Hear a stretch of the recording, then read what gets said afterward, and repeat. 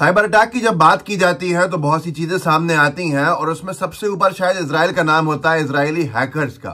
लेकिन Israeli hackers को भी पीछे छोड़ते हुए जो झटका दिया है साइबर अटैक का, इजराइल को, इजराइल के खुफिया तंत्र को एक बहुत ही बड़ा जो ग्रुप है, जो जिसको कहते हैं हंडाला ग्रुप, हंडाला ग्रुप ने जिस तरह से पूरी बेनकाब किया है किसको, इजराइल के पूरे सीक्रेट मिशंस को, इजराइल के पूरे सीक्रेट डॉक्यूमेंट्स को।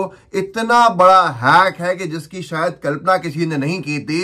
इजराइल के जहां टॉप ऑफिसर्स जिस इंफॉर्मेशन को सीमित रखते हैं अपने आप तक, और जिसमें पूरा का पूरा जिस कंपनी के अकाउंट्स में, रिकॉर्ड्स में पूरे एसेसिनेशंस की, हत्याओं के और जो वॉर को लेके, जो युद्ध को लेके रणनीतियां हैं उसको लेकर सारे डॉक्यूमेंट्स थे, वो सब के सब हैक करके काफी हद तक पब्लिक डोमेन में डाल दिए हैं। ये हंडाला ग्रुप का सबसे बड़ा ऑपरेशन है अब तक, और ये दावा किया जाता है कि ईरानी हैकर्स का ग्रुप है, लेकिन कहीं पर यह भी कहा गया है कि ईरानी हैकर्स नहीं है। लेकिन जिन्होंने भी किया है, इजराइल को भारी चोट दी है। मैं आपको एक वीडियो भी और फोटोज आप देखते रहिए साथ में, जो बहुत सारे, तो ये जो पूरे डॉक्यूमेंट्स हैं, इसमें यह भी कहा जा रहा है कि बहुत से डॉक्यूमेंट्स अभी डाले नहीं हैं, जिसको जब डालेंगे तो पूरा इजराइल हिल जाएगा। ये अंडाला ग्रुप ने इससे पहले, आपको याद होगा कि एक वीडियो जारी किया था जिसमें बहुत ज्यादा वो वीडियो आपत्तिजनक था, जिसमें एक दावा किया गया था कि जो महिला है वो नेतन्याहू की पत्नी है और कोई दूसरा नेतन्याहू का बड़ा अफसर है। तो इस सब के बाद से ही बहुत सारे चर्चा में आया था ये हंडाला ग्रुप, और अब हंडाला ग्रुप ने ये यूनिट 8200 के ऊपर साइबर अटैक किया है और तमाम बहुत सी चीजें जो है पब्लिश करी हैं उसकी, जो इजराइल के खुफिया तंत्र से संबंधित है। उनका ये भी कहना था 8200 सिलिकॉम कंपनी नाम से है, जिस कंपनी में सारे डिजाइन, इम्प्लीमेंटेशंस, जितने भी स्पाइंग, जो जासूसी यंत्र हैं, उन सब के मोसाद के रहते हैं, और उसकी डिटेल्स उन्होंने हासिल कर ली हैं। और इसमें सारे की मेंबर्स और सीनियर मैनेजर्स जो है कंपनी के, और हाई रैंकिंग सीक्रेट ऑफिसर्स जो है यूनिट 8200 के, वो रहते हैं। हंडाला का कहना है कि वो इस पूरे ग्रुप में पिछले 1 महीने से, या 1 महीने से ज्यादा बल्कि, जुड़े हुए थे। खुफिया तौर के ऊपर 40 TB डेटा जो है वो इन्होंने निकाला है, इसमें सीक्रेट डेटा, जिसमें ईमेल्स हैं, करस्पॉन्डेंस हैं, एडमिनिस्ट्रेटिव और फाइनेंशियल डॉक्यूमेंट्स हैं, रिसर्च डेवलपमेंट डॉक्यूमेंट्स हैं, कॉल्स हैं, बहुत सारी चीजें हैं। और इसमें यह कहा जा रहा है कि इस सब में युद्ध को लेकर जो हत्याएं की गई, इजराइल की तरफ से जो रणनीति अपनाई गई, इजराइल ने जो वॉर क्राइम्स भी किए हैं, उस सब के सबूत भी इसमें मिलेंगे। तो ये बहुत कुछ बाहर आया है और बहुत कुछ बाहर आना है। अगर आप साइड में देखें तो आपको स्क्रीनशॉट्स रोक के आप पढ़ सकते हैं। ये सारे वही हैं जो उन्होंने जारी किए हैं। और उसके साथ साथ ये भी कहा है, और आप रुकिए, क्योंकि याह्या सिनवर के से क्या संबंध है इसका, हमास के जो लीडर थे, और दूसरा ये अमेरिका में फोटो दुनिया की सबसे बड़ी एग्जीबिशन जो चालू हुई है, जो शुरू हुई है, उसका जो पहला ही स्पीच है उसके सबसे बड़े फोटोग्राफर ने जो कहा है इजराइल को लेकर, वो इजराइल के लिए चिंताजनक है। खैर, पहले ये है कि जो हंडाला ग्रुप है उसका ये कहना है कि सबसे पहली बात तो यह है कि बहुत सारी हत्याओं के रिकॉर्ड्स हमारे पास हैं, जो एसेसिनेशंस इजरायली डिफेंस फोर्स ने किए, उसके रिकॉर्ड्स भी हमारे पास हैं, जिसको हम सही समय पर निकाल देंगे।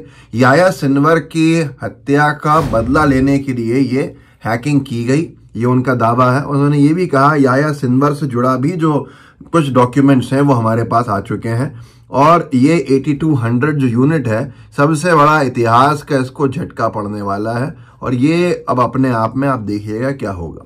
हिजबुल्लाह ने जो हमले किए हैं अभी, वो बड़े गंभीर हैं, बड़े ही घातक हैं। अभी तक शायद हिजबुल्लाह ने हवाई हमले किए थे, ये हमला जो किया है वो बहुत ही खतरनाक है।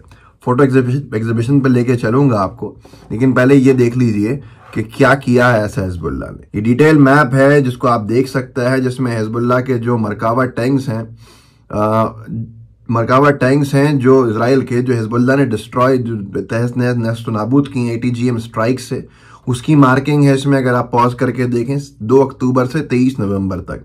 और ये भी इसमें 5 टैंक्स वो नहीं है जो कल इन्होंने खत्म किए थे इजराइल के, बाकी सारे टोटल 59 हैं। अब एक हमला देखिए, ये वीडियो है जो हिजबुल्लाह के रेजिस्टेंस मूवमेंट जो टारगेट कर रहा है मालोट तारशीहा सेटलमेंट, जो नॉर्दर्न ऑक्यूपाइड पैलेस्टाइन है जिस पे इजराइल ने कब्जा किया। आप इस वीडियो को देखिए, कितना घातक हमला है हिजबुल्लाह का, शायद अब तक इतना घातक हमला नहीं किया। बिस्मिल्लाह कासिम अल-जब्बारीन।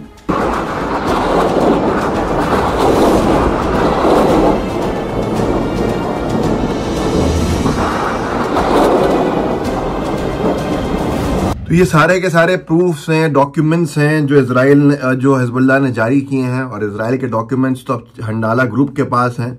आने वाले वक्त में क्या होगा क्या नहीं होगा, फिलिस्तीन के जो आंकड़ा है, कितनी इन्होंने शहादतें वहाँ की हैं, कितनी हत्याएं जिनको ये कहते हैं, और कितने लोग जख्मी हैं, उस सब को बताऊंगा मैं आपको। लेकिन उससे पहले ये वीडियो देखिए। अमेरिकन फोटोग्राफर और एक्टिविस्ट हैं नान गोल्डन। इन्होंने सेंसरशिप जर्मनी की है, उसको लेकर बहुत कुछ कहा है, और ये भी कहा है कि कैसे जो फिलिस्तीनी समर्थन में लोग हैं उनकी आवाज़ों को दबाया जा रहा है। और ये पहला ही भाषण जो है वो इजराइल के गाजा में नरसंहार को लेकर इन्होंने बयान दिया। ये वीडियो देखिए थोड़ा सा। Since October 7th, I found it hard to breathe.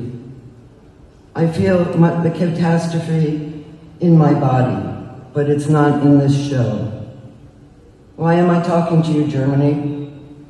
Because tongues have been taught. क्योंकि ये अंग्रेजी में है, बहुत से हमारे साथी नहीं समझ पाएंगे। इन्होंने साफ तौर पे कहा है कि बहुत डिस्टर्बिंग है जो कुछ इजराइल कर रहा है गाजा में, लेबनान में, और सीधे तौर के ऊपर ये ज़ायनिस्ट आइडियोलॉजी है और तमाम चीज़ें इसको लेकर उन्होंने बोली हैं। तो ये सब चीज़ें हैं जो बहुत गंभीर हैं, बहुत महत्वपूर्ण है। मैंने आपसे कहा था गाजा में क्या है आज की पोजीशन।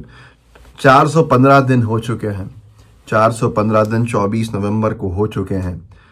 युद्ध कहिए, नरसंहार कहिए, 44,211 बच्चे, महिलाएं, आम नागरिक शहीद हो चुके हैं, उनकी जान जा चुकी है। 1,04,567 लोग अब तक जख्मी हो चुके हैं। जिम्मेदार कौन है ये आप अच्छे से जानते हैं। इस वीडियो को आगे बढ़ाइएगा, लोगों को जागरूक कीजिएगा। व्हाट्सएप ग्रुप्स होंगे, सोशल मीडिया के अकाउंट्स होंगे, उनमें जरूर शेयर कीजिएगा। जय हिंद, जय भारत। द लाइव टीवी, सच सबसे आगे।